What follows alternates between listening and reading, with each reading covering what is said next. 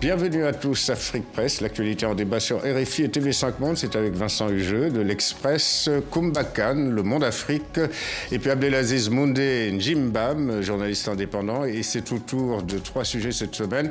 En Côte d'Ivoire, Simone Gbagbo, sur le banc des accusés pour la 2e fois, l'épouse de l'ex-président Laurent Gbagbo est poursuivie, notamment pour génocide et crimes contre l'humanité. Rwanda-France, 2 Rwandais, génocidaires présumés, jugés à Paris, et sur toile de fond du rôle trouble de la France dans cette tragédie rwandaise de 1994. Et puis enfin le Sénégal qui noue des accords de défense inédits avec les États-Unis, accords qui viennent renforcer le bouclier antiterroriste sénégalais. Madame Simone Gbagbo, donc l'épouse de l'ex-chef de l'État ivoirien, jugée pour la 2e fois par la cour d'assises d'Abidjan. Le procès qui s'est ouvert le 9 mai a été renvoyé à la fin de ce mois de mai. Le sujet est résumé par Ange Herman Gnani, le correspondant de TV5 Monde à Abidjan.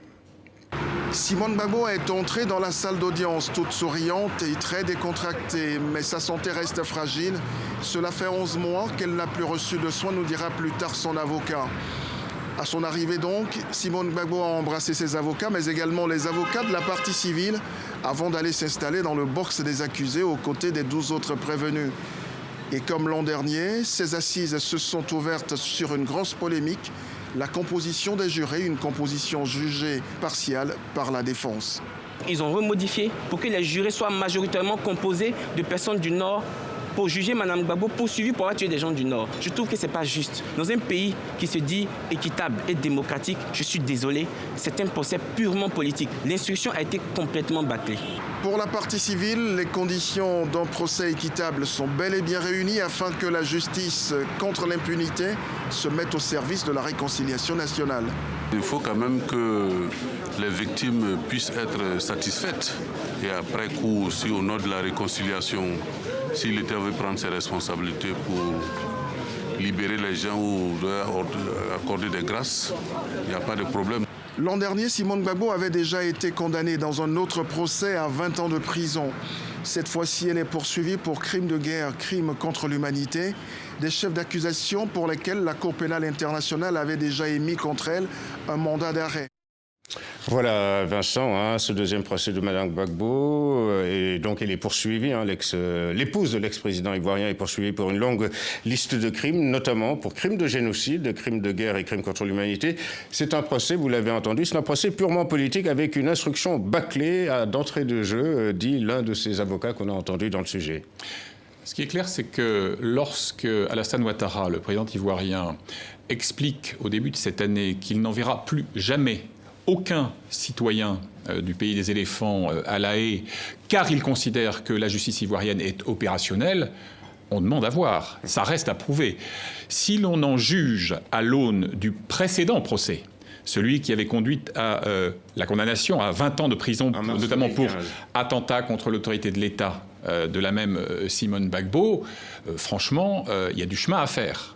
Instruction bâclée, ça c'est indéniable. Témoignages confus, fragiles et contradictoires, c'est vrai, à tel point qu'à un moment donné, Simone Gbagbo fait la leçon à ses accusateurs et leur suggère de revoir leur cours de droit. Et hélas, il faut admettre que son propos n'est pas totalement infondé. Donc, on verra bien ici. Je ne suis pas sûr que les progrès seront suffisants, mais en tout cas, l'argument invoqué pour refuser tout transfert me paraît assez peu recevable. Et là, pour le coup, l'argument aussi est de nature politique. Cela dit, pour être tout à fait équitable, il est vrai que le principe même de la CPI, la Cour pénale internationale de La Haye, c'est subsidiarité, complémentarité. Absolument. Elle n'a à intervenir en théorie que lorsque la justice du pays considéré n'est pas en mesure de conduire un procès juste et équitable. Voilà. Et encore une fois, je le répète, ça reste à démontrer. Voilà, Koumba, donc on l'a entendu, les avocats de Mme Simone Gbagbo doutent finalement de la capacité de la justice ivoirienne à conduire ce procès. Et on se souvient que le procès de mars 2015, qui avait valu 20 ans de réclusion à Mme Gbagbo, avait été également critiqué par de nombreuses organisations non gouvernementales, notamment Défense des droits de l'homme. Oui, et puis Human Rights Watch qui avait qualifié ce procès d'inéquitable. Donc là, l'enjeu, comme c'est un procès au pénal, il faut vraiment qu'il y ait des preuves solides, que ce soit par exemple des relevés bancaires, des relevés téléphoniques, des preuves qui puissent vraiment attester qu'elle a joué un rôle. Sinon, on reste encore une fois dans ce flou qui comment dire, entretient le malaise. Entretient le malaise. Abdelaziz? Oui, en fait, je fais le parallèle. Sur la fiabilité de la justice. Je fais le parallèle nationale. avec le procès Gbagbo, justement, puisqu'on a dit que dans le cadre de ce procès-là, on se basait sur des oui-dire. Il y avait justement une tonne de rapports d'ONG, des articles de presse qui ont été constitués comme étant la base du dossier. Et donc, il a fallu effectivement que la procureure Bensouda puisse effectivement se demander un délai supplémentaire pour pouvoir constituer des preuves. Et on a vu que avec les témoins justement qui ont été constitués, il y avait un faisceau de contradictions, un amas de contradictions entre les témoignages et puis les preuves qui avaient été rassemblées. Alors que pensez... Oui, Vincent? Non, le plus grave, me semble-t-il, c'est un peu comme dans les opérations électorales qui dévoient le sens même de la démocratie au quotidien. Eh bien là, c'est un peu le même enjeu. C'est-à-dire que le plus grave, c'est que toute personne qui connaît un peu cette période ô combien tumultueuse de l'histoire de la Côte d'Ivoire sait que, effectivement, Simone Gbagbo a joué un rôle politique, à minima, éminent et influent. Donc il y a matière à instruire, il y a matière à comparution et à procès. L'ennui, c'est que si le procès est médiocre et peu convaincant, ça va alimenter la thèse du complot. Et je voudrais juste ajouter un élément qui me paraît important, au-delà même de ce procès, sur la notion même de justice et de réconciliation. Moi, j'étais assez frappé par les déclarations du président de la Commission nationale pour la réconciliation et l'indemnisation des victimes. Il s'appelle Monseigneur Siméon Awana. Il remettait son rapport fin avril au président Ouattara. Et je voudrais juste, c'est donc la commission qui a pris la suite, en quelque sorte, de dialogue, vérité, réconciliation. Et je voudrais juste citer très brièvement ce passage. Dans son propos, en remettant le rapport donc, au chef de l'État, il dit « Le malaise est profond.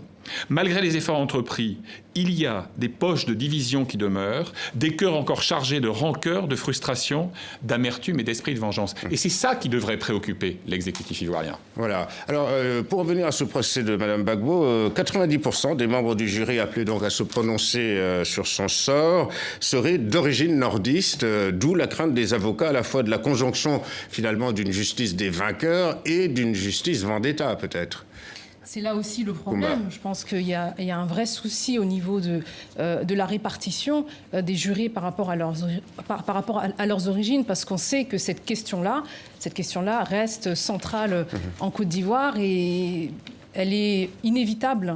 Donc à un moment donné, il faut aussi que l'idée de justice équitable soit appliquée et qu'on ne soit plus dans cette accusation permanente de justice des vainqueurs. Donc c'est un argument qui est effectivement audible. Voilà, le risque d'une justice ethnicisée.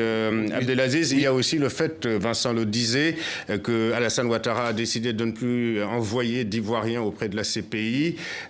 Bref, on pense tout de même finalement aux personnes de son camp qui n'ont jamais été poursuivies et qui sont sans doute tout aussi coupables de crimes lors de la crise post-électorale 2010-2011. Oui, c'est pour ça que cette question, justement, si elle doit concerner la réconciliation, demande encore beaucoup plus de travail, beaucoup plus de volontarisme de la part du pouvoir Ouattara, puisque dans le cas d'espèce, on parlait des jurés, il ne faut pas rester dans la fiction juridique.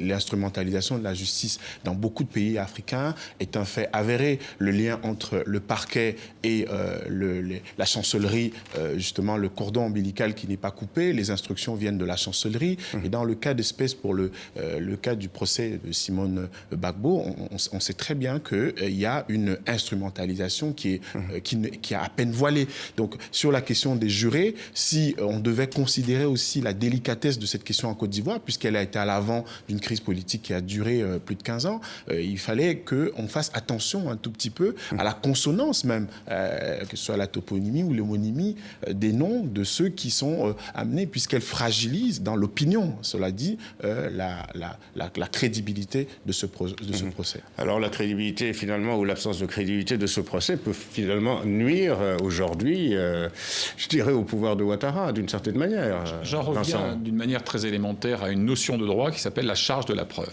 Eh bien, la charge de la preuve de cette volonté d'équité et de réconciliation, elle repose pour l'essentiel aujourd'hui sur les épaules du pouvoir exécutif ivoirien. Voilà, et on passe à notre deuxième sujet qui porte donc sur ce procès, une affaire judiciaire sur fond également de crimes contre l'humanité et de génocide, le procès de deux anciens bourgmestres rwandais, autrement dit des maires, d'ex-maires, jugés à Paris pour avoir fait massacrer des Tutsis lors du génocide de 1994 au Rwanda. Le dossier est présenté par Sophie Roussy et Clément Aline de TV5 Monde. Dans le box des accusés, Tito Barahira ici à gauche, Octavien Ngenzi à droite. Tous deux anciens bourgmestres de Kabarondo, tous deux poursuivis par la cour d'assises française pour génocide et crimes contre l'humanité. Les faits reprochés remontent à avril 1994. Dans cette église de Kabarondo, il y a 22 ans, des centaines de Tutsis et Hutus modérés ont été pourchassés avant d'être exterminés à la machette. Des miliciens interamwe ont massacré. Quelle est la responsabilité de ces accusés dans ces crimes? Quelle a été leur influence? 38 jours de procès seront nécessaires pour faire toute la lumière. Les prévenus ont accepté de s'expliquer devant la cour, mais il nie les faits. Il a une plus grande compassion naturellement pour les victimes. Il faut savoir qu'il avait beaucoup d'amis Tutsis, qu'il a beaucoup œuvré pour les Tutsis lorsqu'il était bourgmestre à l'époque, nombreuses années avant le début des événements. Et lui considère clairement que les accusations qui sont portées contre lui, à la base, sont des accusations politiques de la part de son pays d'origine. Face à eux, sur le banc de l'accusation, les partis civils, dont le célèbre couple Alain et Dafrosa Gauthier, qui traquent les génocidaires à travers le monde. Ce sont eux qui ont déniché Octavien Ngenzi, réfugié à Mayotte, et Tito Barahira, alors installé à Toulouse. Dans ce procès, parole sera donnée aux témoins, mais aussi aux victimes par visioconférence depuis Kigali. La justice française a compétence universelle et peut donc juger de crimes commis dans d'autres pays.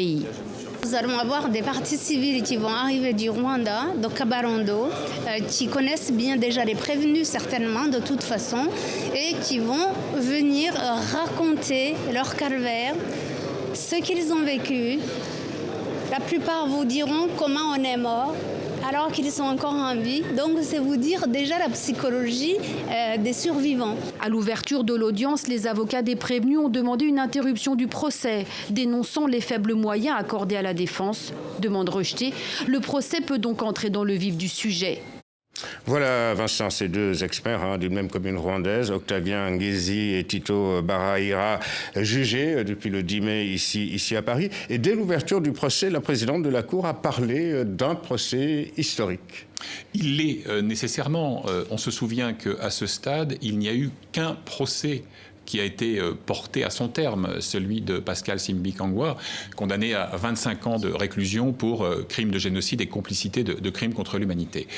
C'est un travail titanesque, parce que dans le cas que je viens d'évoquer, il s'agissait d'une pièce maîtresse du pouvoir du Hutu Power de l'époque, quelqu'un qui était très lié au service de renseignement, qui en était d'ailleurs un des acteurs. Ici, tout va reposer sur un témoignage, je dirais, rural, d'une tragédie qui s'est déroulée sur 15 jours, à huis clos, dans les collines. Donc il faut se placer dans l'esprit de ces gens qui vont en Kinyarwanda, puisque la plupart d'entre eux ne maîtrisent pas le français, essayer de faire revivre des faits traumatisants.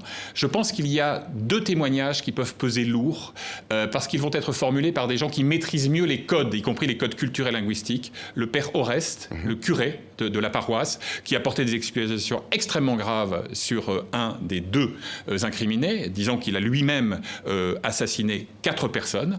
Et puis, il y a également, du côté de Ngenzi, son ancien instituteur, celui qui a été un peu son mentor, qui était son père d'élection en quelque sorte, qui s'est senti trahi par sa dérive. Je crois que ça peut donner aussi, d'une certaine manière, de la confiance et du courage à ceux qui seraient impressionnés par les ors et les pompes de la justice si loin des collines du Rwanda. Alors, Kumba, il faut rappeler également que ces deux prévenus ont déjà été condamnés par contumace au Rwanda même par les fameux tribunaux populaires qui avaient à juger des crimes de génocide. Effectivement, donc leur procès en France sera très suivi parce qu'ils ont déjà été condamnés là-bas, comme vous le disiez. Et là, ça fait des années qu'ils attendent ça. Il faut savoir quand même que depuis 1994, il y a eu une trentaine de plaintes qui ont été déposées en France contre des génocidaires présumés. Et comme le disait Vincent, c'est seulement le second procès.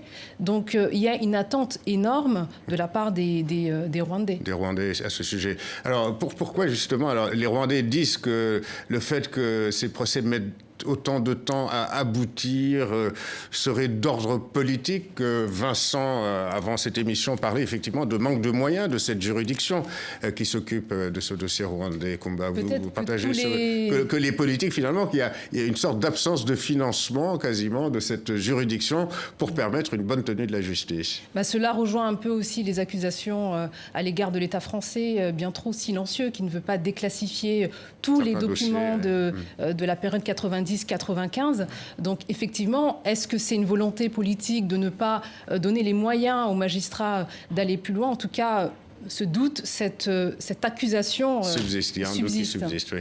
Abdelaziz. Oui, alors sur la question justement des bourgmestres, parce que je voulais réagir là-dessus, c'est très intéressant, une sorte de provincialisation aujourd'hui du procès après celui du TPIR, le Tribunal pénal international pour le Rwanda, qui jugeait les responsables militaires et politiques au plus haut niveau.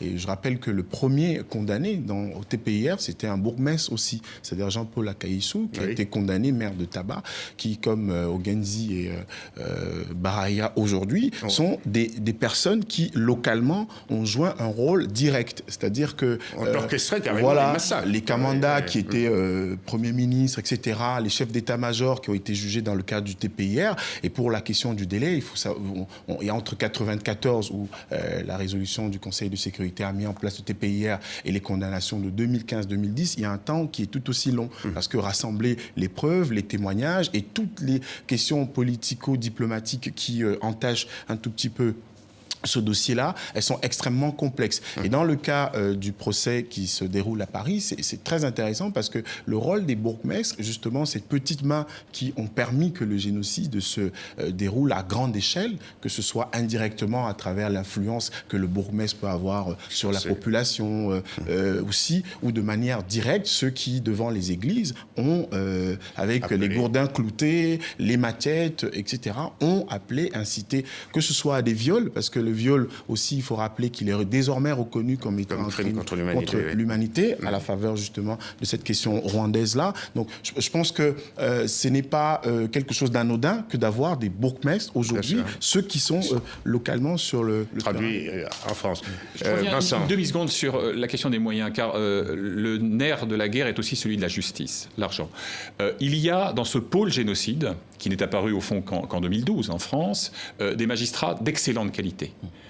Qui bossent, mais comme des dingues. Simplement, regardez les effectifs. Vous avez 3 juges d'instruction, vous avez 2 procureurs et au total 6 assistants. Il y a sur le bureau du juge 40 dossiers aujourd'hui, une quarantaine, dont 26 concernent le génocide. Et par ailleurs, une vingtaine d'enquêtes préliminaires. Je prends simplement pour que nos téléspectateurs aient l'image en tête. Lors du non-lieu prononcé en faveur de Venceslas Muniesiaka. L'abbé, oui. L'abbé. Il y avait eu 250 000 pages de dossiers, de pièces, etc. Donc, de deux choses l'une, où on veut donner les moyens à cette justice de faire son boulot, parce que la justice, c'est long, c'est pas expéditif. Ça suppose le contradictoire, ça suppose la preuve, ça suppose la solidité des témoignages, le recoupement, etc. N'espérons pas, ne demandons pas, n'appelons pas de nos voeux une justice expéditive. Ce serait la disqualifier. Mais il faut des moyens, il faut donc plus d'effectifs, plus de personnel, plus de moyens. Alors un mot, Kumba, et puis Abdelaziz. Oui, juste pour dire que bon, c'est vrai que ça a été long, mais en même temps, c'est un premier pas, c'est un signe de bonne volonté de la part de Paris, parce qu'on voit que les relations entre Paris et Kigali restent quand même glaciales. Tendu même, oui, les relations diplomatiques sont rompues depuis 2006. Exactement. Ensuite, il y a eu un petit dégel sous Nicolas Sarkozy, et puis regel. Et il y a quelques semaines, le président Kagame disait même que la réconciliation n'est probablement pas pour tout de suite. Donc, bon, il faut quand même saluer ce premier pas vers la justice. Voilà, parce qu'en toile de fond, Abdelaziz, il faut rappeler tout de même qu'il y a ce rôle trouble, notamment aux yeux de Rwanda, de la France lors du génocide. Rappelons que la France était alliée d'Abiyarimana, le président qui était au pouvoir, et puis il y a eu aussi des précédents, maladroits ou pas, les 9 mandats d'arrêt internationaux qui avaient été lancés par un juge antiterroriste français contre des responsables du pouvoir rwandais actuel.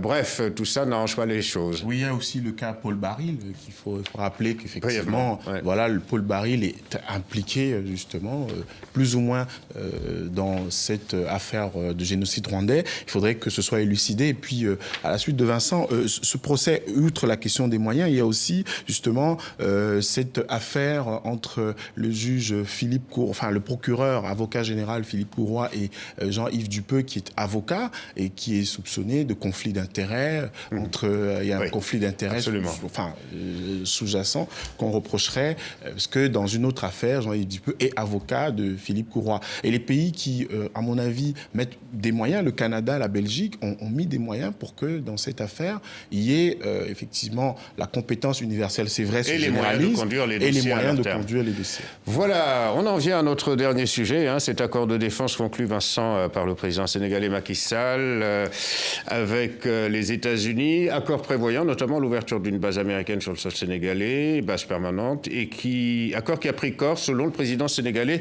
lors de la crise de l'épidémie Ebola, pendant laquelle le Sénégal a servi de base, notamment de transit aux troupes américaines qui sont allées aider les Libériens. L'ambassadeur américain au Sénégal parle d'un tournant et de relations plus étroites en matière de coopération militaire. Alors, ce qui est certain, c'est que dans l'affichage, en tout cas, il s'agit également de prévenir donc, non seulement les affaires de terrorisme, mais les drames de type épidémie Ebola, ou même les catastrophes naturelles. Mais il est parfaitement clair que le facteur qui a accéléré, qui a amplifié le phénomène, c'est bien sûr le terrorisme. Je me souviens que pour un entretien pour l'Express au début de cette année, le président Macky Sall disait « Aucun pays n'est à l'abri, pas même le Sénégal ». Et tout a été fait et sera fait pour prévenir l'extension de ce fléau. Et dans ce tout, il y a effectivement cette collaboration accrue avec les États-Unis. Alors, très souvent, il y a cette tentation d'opposer les deux grandes puissances, la France et les États-Unis, etc.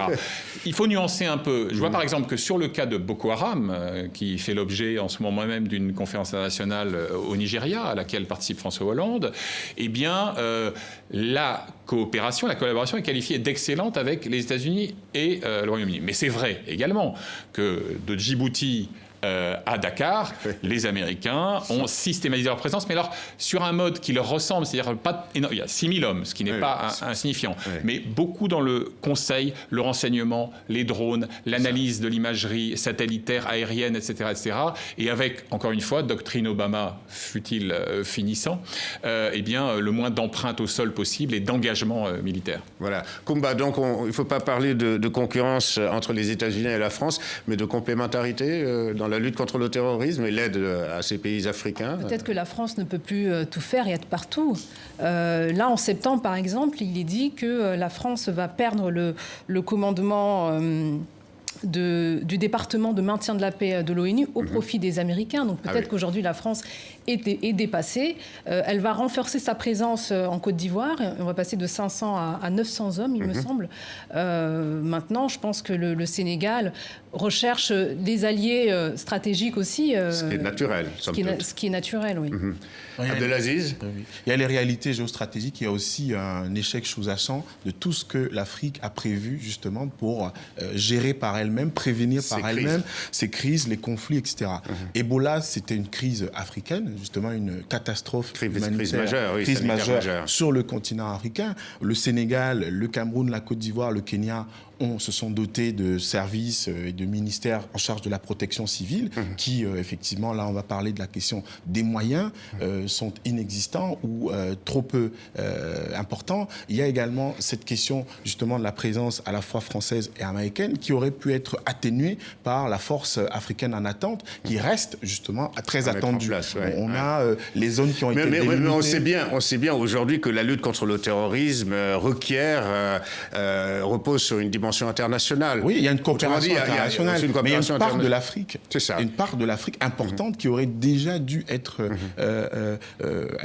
mise en avant ou utilisée. Je vois par exemple des questions simples entre le Cameroun et le Nigeria sur le droit de poursuite Vous avez des cloisonnements, un pays comme l'Algérie qui... pour des raisons politiques, voilà, d'ailleurs. pour des raisons politiques. Donc il y a des questions à régler au-delà de la question des moyens, des drones, du renseignement.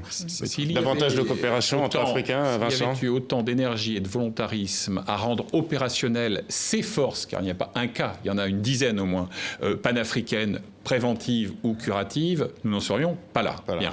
Maintenant, il est vrai que la France est engagée dans un cycle de désengagement pour le coup, puisque Sangaris, 2000 hommes au plus fort de la crise en République centrafricaine, 650 aujourd'hui, une centaine, voire 200 en fin d'année, de déployés au sein de la MINUSCA ou dans ce qu'on appelle EUTM, c'est-à-dire l'instance de formation de l'Union européenne.